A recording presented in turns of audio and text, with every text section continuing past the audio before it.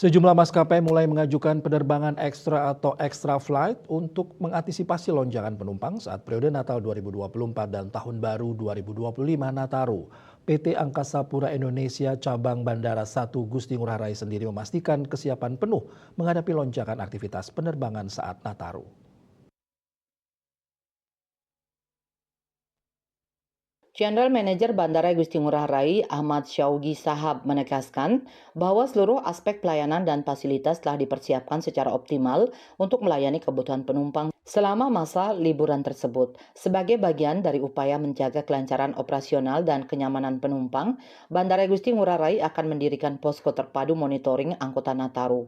Posko tersebut akan beroperasi mulai 18 Desember 2024 hingga 5 Januari 2025 dengan operasional bandara berlangsung selama 24 jam penuh.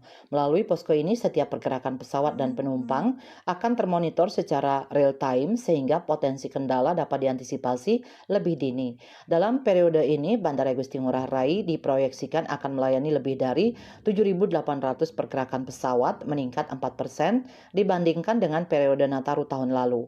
Sementara itu, jumlah penumpang diprediksi mencapai 1,3 juta orang, naik sekitar 10% dari tahun sebelumnya yang mencatat 1,2 juta penumpang. Peningkatan aktivitas penerbangan juga tercermin dari pengajuan extra flight oleh sejumlah maskapai. Hingga Kamis 12 Desember, 7 maskapai telah mengajukan 445 penerbangan tambahan untuk memenuhi permintaan perjalanan domestik yang meningkat. Rute-rute yang menjadi fokus penambahan ini meliputi Jakarta, Surabaya, Makassar, Lombok, Timika, Pontianak, dan Banjarmasin.